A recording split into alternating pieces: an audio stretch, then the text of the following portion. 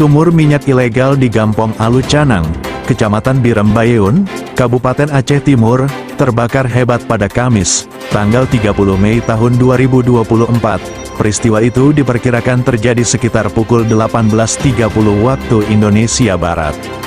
Akibat kebakaran di lokasi tambang minyak itu, sejumlah petugas mendatangi lokasi untuk memadamkan api. Namun hingga pukul 20 waktu Indonesia Barat api masih menyala hingga mencapai ketinggian 15 meter di lokasi itu.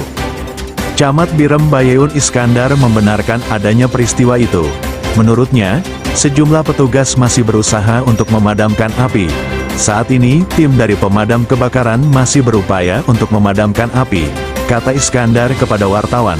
Namun sejauh ini belum diketahui sumber api yang menyulut sumur minyak ilegal yang ada di kawasan ini.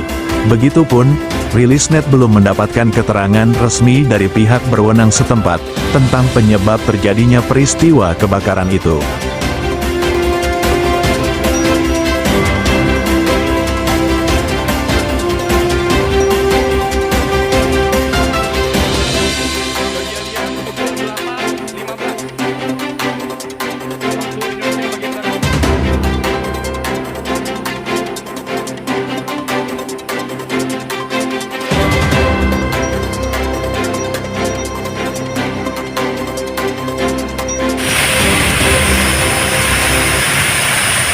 Izin Komandan melaporkan. Sumur minyak Desa Alu Canang terbakar.